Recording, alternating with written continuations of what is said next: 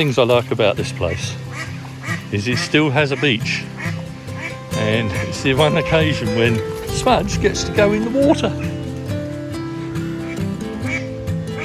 Ducks aren't too happy though.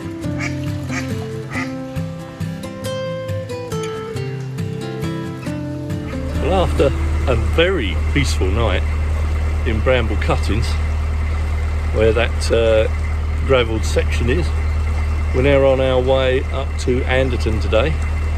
No locks, just plain cruising through some stunning countryside, and then we'll see what happens from there. We're hoping to go down the lift. However, we haven't got an anchor on board because we took it off when we got to Chester because we didn't think we'd be going on any rivers. So it depends on how fast the Weaver is flowing as to whether we go down onto it or not. But we're booked on to the Anderton Lift for later today.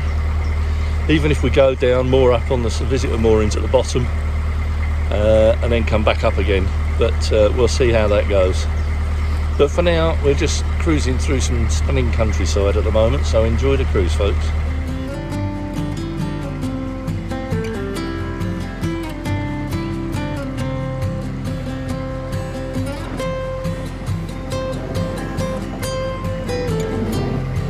One feature along this little stretch is the amount of reeds. Now this lot are okay because they're not that deep. On some of the stretches they encroach right into the middle of the channel, and there's only just room for one boat to pass. So we've been quite lucky so far. We've not met another boat yet.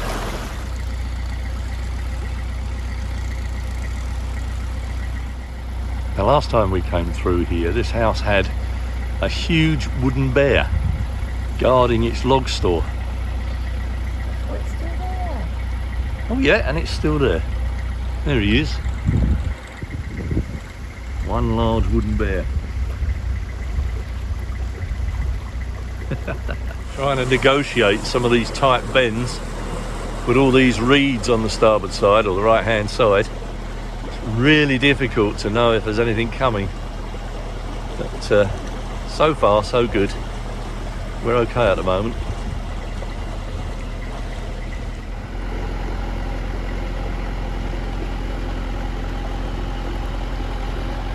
It's one of many flashes in this area caused by mining subsidence generally. There's a lot of salt mines in this area, hence the name Witches, of Middle Witch, North Witch and South Witch. And Witch stands for salt apparently, and there's a lot of salt mines, and occasionally, like here, they subsided. This is a relatively new marina. It's been here a few years now, probably about 5 or 6 years, but in marina terms it's relatively new. This is Oakwood Marina. It's quite a nice little marina. It's got a coffee shop, and the nice thing here is that the coal boat delivers right to the boat while it's on the jetty. That can't be bad. I think they've got and there's the coffee shop I spoke of, and the office for the marina just there. Not a bad little spot to sit out and have a coffee. This is another relatively new marina. This is Park Farm Marina. It's quite a big marina, this one. However, as of yet, they've not got many facilities in there. It's literally just moorings, and they're on long finger arms. And that's it, really. This is Orchard Marina, which has undergone a bit of a revamp. They emptied the marina, they dredged it out, and they've put all new jetties in. However, they've not yet filled it for some reason, and I think the reason is that they're refusing to pay RCR, Canal and River Trust, money for water on the canal. So rather than take the water from the canal, they're just letting it naturally fill. And they're having a running battle with CNRT at the moment. CNRT are insisting that if they want water from the canal, they have to pay a huge sum of money. And the owner of Orchard Marina is refusing to pay it. So last time they had it filled from a natural spring, but it doesn't appear to be working this time, so I don't know what's going on at the moment. Well, we've made a brief stop here at Roodheath. It's a tiny little village. There is a little supermarket here. Chris wanted to get some bread, so we've made a little pit stop. We had hoped, there's a pub just through that bridge, and we had hoped to moor up outside because there are moorings there, but it's rammed with boats. There's not a single foot of bank that we could have moored up to. So I've had to stop here, and Chris has gone off to the shop.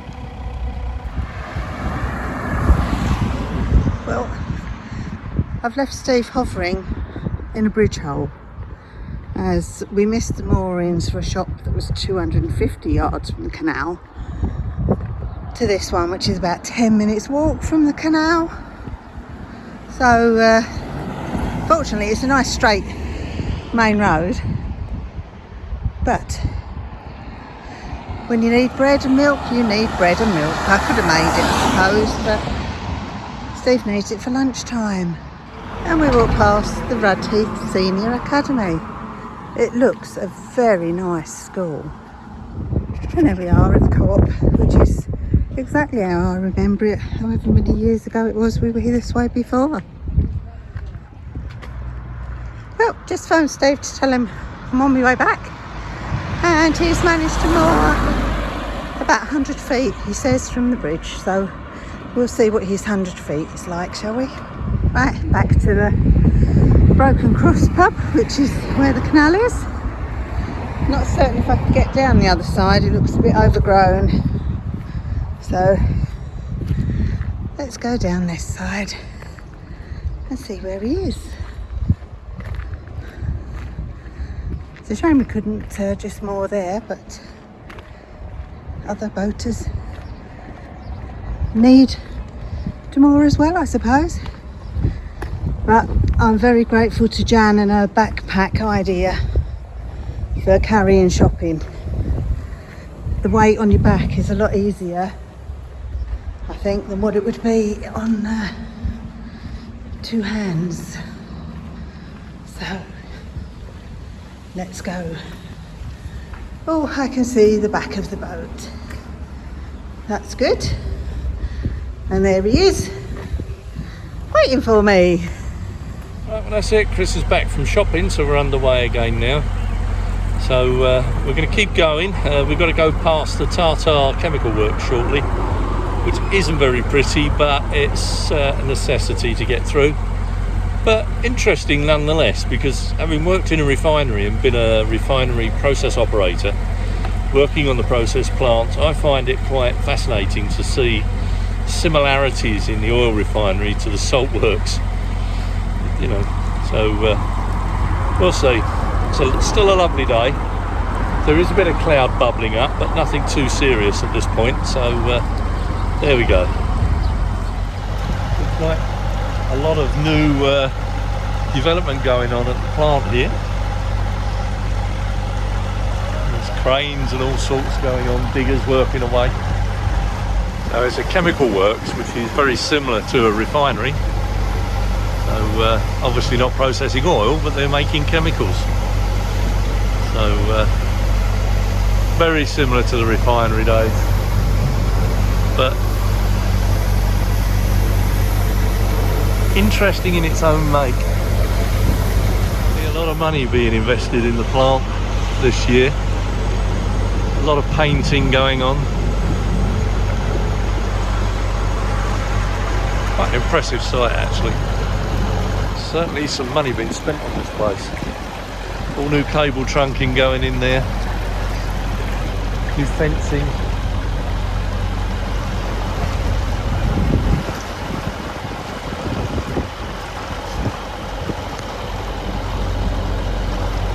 Now last time we came through here, they'd only just erected this bridge, and the artwork was still nice shiny metal. But it's rusted down quite nicely now, and it represents the industry in the area. Obviously the salt works, being chemical works here, hence the chemical formula. and there's farming there as well, so quite an impressive bridge structure. Must be a better day today because Chris has come and sat out on the back. So it's quite pleasant out today. For a change, the sun is shining on us, so that's really nice.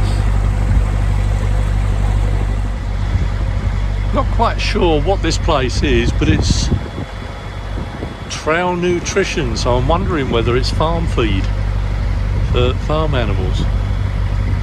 But there's a lot of it here.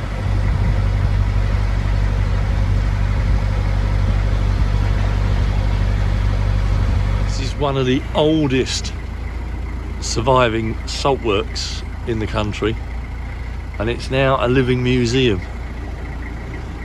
We keep saying every time we come up here we're going to visit it, but today we're booked on the Anderton Lift, so we can't stop, and we're back up this way again on Monday, and unfortunately they don't open on Mondays. Never mind, we will get in there one day. We were making really good time today. We're probably about an hour away from the lift now, and it's just coming up for midday. We were booked on the lift for 3:45 in the afternoon UK time, so I think we're going to try and find a mooring at Anderton if there is one, and we'll have some lunch and then get ready to go down onto the river. So that'll be something to look forward to. Far to go now. We're almost at Anderton, and there are services just before Anderton that we're going to stop at, because we need to top up with water for showers and get rid of some rubbish, because we're well early for the lift. Yeah. So we've got time in hand, so we can do all of that before we drop down onto the river, because there isn't that many places on the river that you can get rid of or use services, so it's best get it done now while we can. But it's a lovely walking area here. There are woods that we've just come through. Yeah. Take the dog for a walk, and it's really quite pretty round that way. It is very pretty. Very pretty. That's all right. Chris is down there. No, yeah, really pretty. That tight little opening is Uplands Marina, which is where we had the glazing put in on AmyJo's site. Anderton Marina, and it's quite a nice little marina here. But we've just filled up with water. Used the services for the cassette, so now we're going to go through the bridge up ahead and we're going to try and find a mooring. But it's a very popular area here. People stop just for coffee in the visitors centre at Anderton, so it might be awkward finding a spot, but we'll see how we get on. In a slight change of plan, we've actually arrived early, so I phoned CNRT up and asked them if we could go down earlier, and they've agreed, so I'm reversing back onto the staging point. Now reverse back onto the staging point, ready for our drop down. They ask you to be there 30 minutes before lift time, which we are, so that's good, and we just got to wait now for the briefing. The Anderton boat lift is one of the 7 wonders of the waterways, and the structure was built by Edwin Clark in 1875 to transfer boats and barges between the River Weaver at the bottom of the picture and the Trent Mersey Canal at the top of the picture across a height of 50 feet. It was in operation for over 100 years until it closed in 1983 due to corrosion. I might have to pivot on the bank, Chris. I don't know if I'll get it round in one.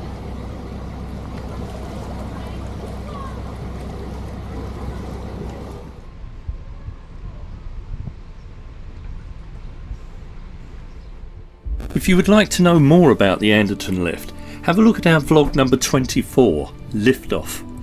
It shows how the lift actually works in much more detail. I'll leave a link to it in the description below.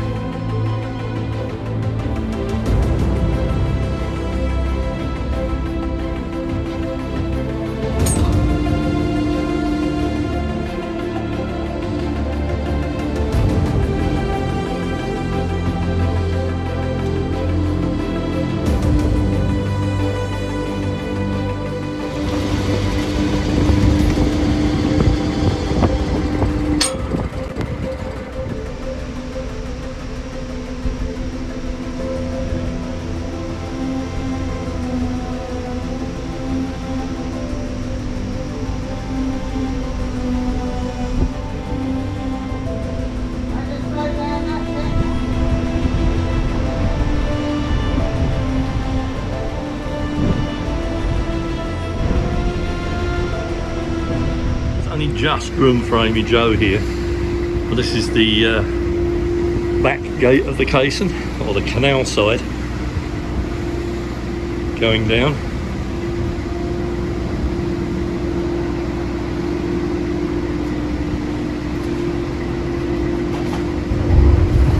And there's two gates here, one on our side of the caisson, one on the other, and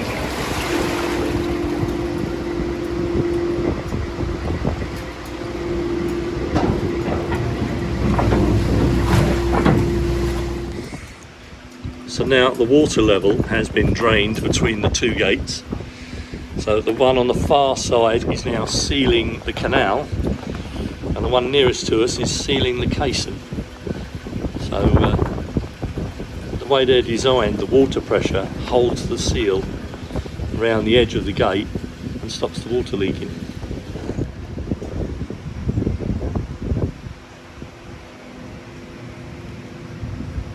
Currently waiting for the trip boat to go into the other caisson down at the river level, and then once they're sorted and settled, we'll swap places with them. We'll go down and they will come up. So it's just a waiting game at the moment.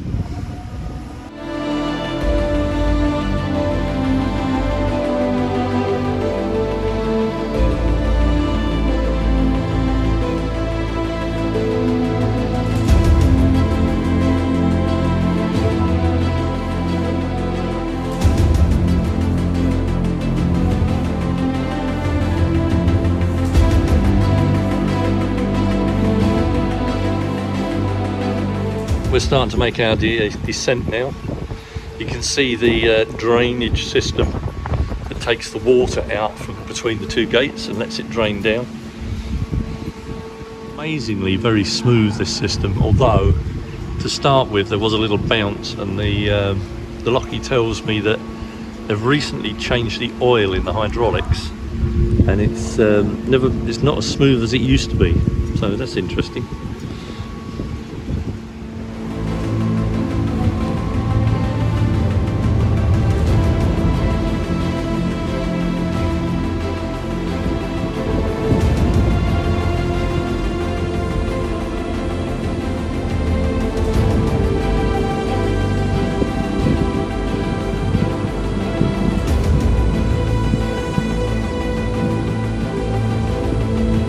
Trip boat in the other caisson coming up. So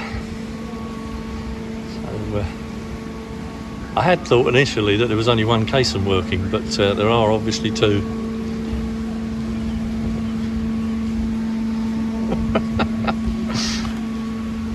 A few surprised smiles there from the people on the other boat. There you go. It's amazing that these caissons hold 80 tons of water, and you can see the sheer size of the things now. They are huge, absolutely huge, and in a minute you'll see the hydraulic ram, here it comes, that's lifting the thing up. It's just incredible. That's it there. Apart from guide rails either end of the caisson, that's the only thing that's pushing that caisson up in the air. And the other thing the Lockie told me, it takes 80,000 litres of hydraulic oil.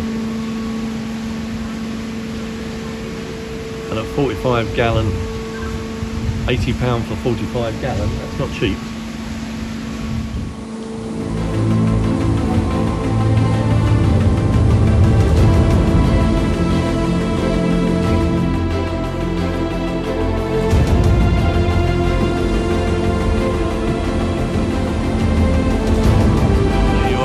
That's the caisson, almost at the top.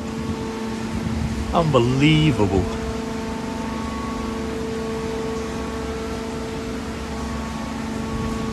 And of course we're now nearly at the bottom.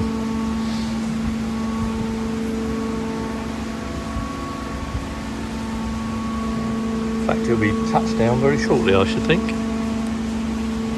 Down at ground level, but the issue now is this caisson is sitting in a dry basin. So what they need to do now is to fill the void between the gate that's just in front of us, this one here, and the one on the riverside. And what they have is like a bathtub that acts as a wedge, and they fill that bathtub and then they can raise the gates. But the issue they've had over the last few months, and why the lift has been out of action and then back in and what have you, is that wedge doesn't actually rise every time into the right spot. So they have to try it 2 or 3 times to get the seal. But once it's sealed, they can then flood it with water and then open the gates. So we'll see how that goes. Yeah, as predicted, I think we're having a little bit of trouble getting the seal to work. He did say they have to try it 2 or 3 times, so it could take a little while. And the wind is certainly getting up. I just hope I can make the turn on the river. The wind is blowing left to right, and I've got to turn left, so that'll be fun. We'll see how we go. If we can get out the casing, that is. I think we've got success this time. The gate has started to lift slightly, but the Lockie is watching it intently, so I don't quite know. There we go. Yeah, we got it this time. You must have a seal. We're done. Done and down. Or down and done. So now we're going out onto the river proper. So I'm going to have to put the camera down while I make the manoeuvre. Thank you very much. Trev, all right? You're going up, are you? I'm just going to sound the horn, so don't jump.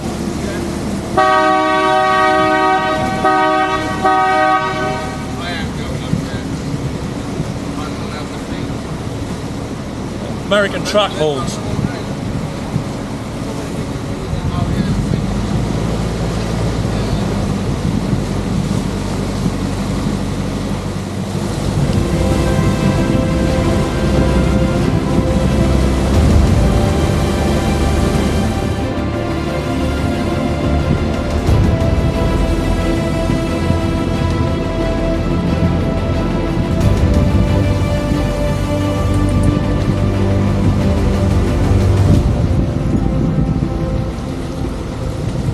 Out which is the best way to moor.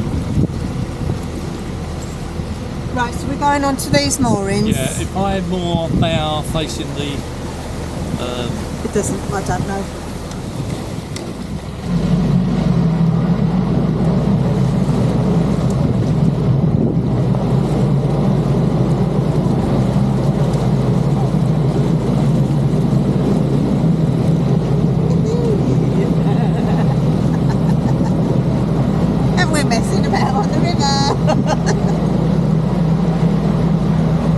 So we'll have to go for a little trip up the river and that. Yeah.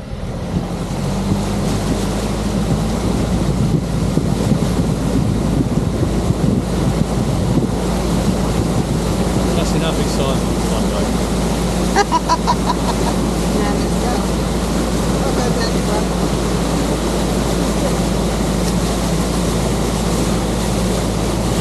2-point turn, that's got to be a first.